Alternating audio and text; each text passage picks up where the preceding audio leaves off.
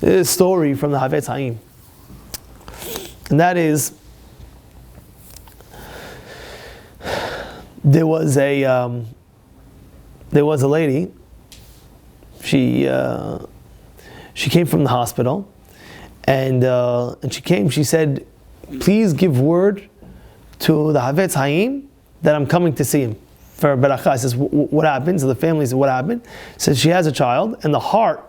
The doctors said they can't do anything about the child. The heart is basically shot and failed, and it's any day now that he's going to pass on. So she says, tell the Chafetz Chaim that I'm on my way. I need a beracha. I need to see him. So they go to Chafetz Chaim. They tell the Chafetz Chaim. Chafetz Chaim says, I don't know what you want. What do you want me to do? He says, what do you mean? You're the Chafetz Chaim. He says, yeah, but I'm already in the 90s. Like it was at the time. It was like in the 90s. It was like very old, and it was known how if you would come to the Chafetz Chaim and you had any issue, he would literally fast for you. He would fast. Oh, you have this problem? No problem. Okay, that day, the next day, he's fasting for you. He'll do things for you. He said, what do you want me to do? I'm over 90. What do you want to do now? Says, Rabbi, please, just me. Fine. She comes, she brings the baby. And Chafetz Chaim says, what can I do for you? He says, I want a beracha. She says, you want beracha from me? He says, I'm not the source of beracha. Shomer Shabbat ki hi mekor beracha. You keep Shabbat, Shomer Shabbat ki hi mekor beracha. That's the source of beracha. And Chafetz Chaim told her, I know you keep Shabbat.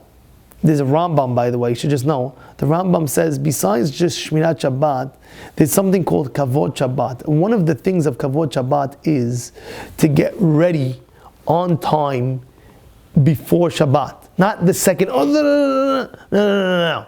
It's like, for example, a guy is getting married.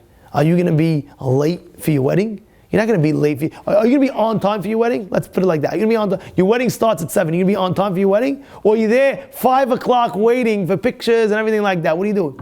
You're there since when? 5 o'clock. You're waiting in the wedding hall. You're there before everything until, right? So he says, Shabbat, you have to know, you have to not just Shomer Shabbat, you have to respect it. And one of the ways to respect it is being ready, not just on time, before on time, in order to greet it correctly. That's what they quoted by the Rambam. The Rambam held they have to be ready before, not just the second of, before.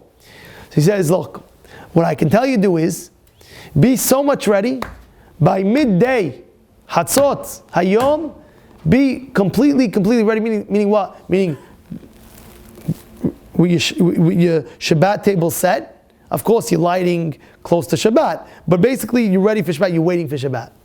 Says, Rabbi, I take it upon myself. Him, and says, you and your husband. Says, yeah, my husband and I will do it. And the story goes that she went home and she told her husband, this is what we have to do.